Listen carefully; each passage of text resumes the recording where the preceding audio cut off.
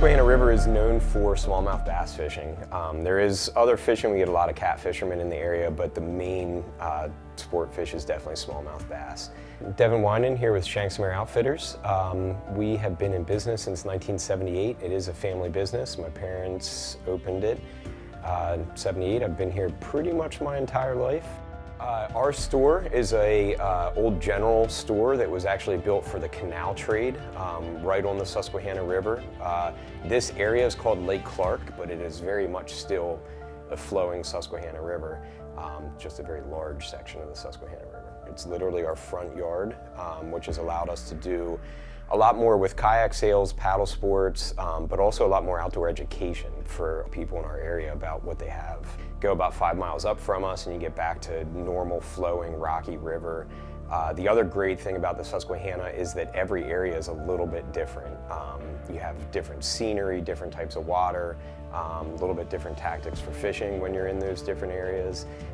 So it adds a lot of diversity. It's a very large river, about 444 miles long. And like I said, where we are, it's about a mile wide, mile plus wide. So lots of great water to fish and recreate.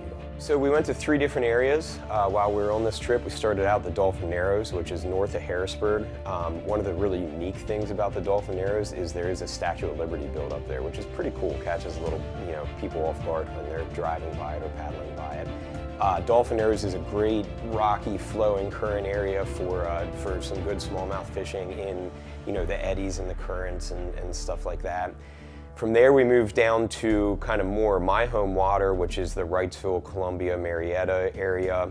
We've got several bridges that cross there, as well as, again, a combination of rocky flowing stuff and a little more open flats with some grass beds and water like that.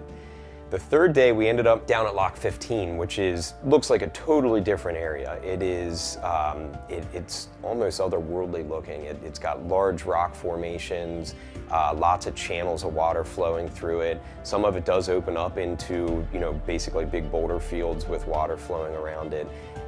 Very unique section of the river. One of my favorite places to paddle and fish. We're right at the top of what's called Lake Clark, a dammed section of the Susquehanna. And you got a whole series of ledges that just follow about a mile wide all the way across this river. So it's a good area for smallmouth. Also a really neat area. You've got some really cool bridges. You've got the old bridge pilings behind us, which were actually, there was a bridge that was burnt during the Civil War to prevent the Confederates from crossing and heading towards Philadelphia.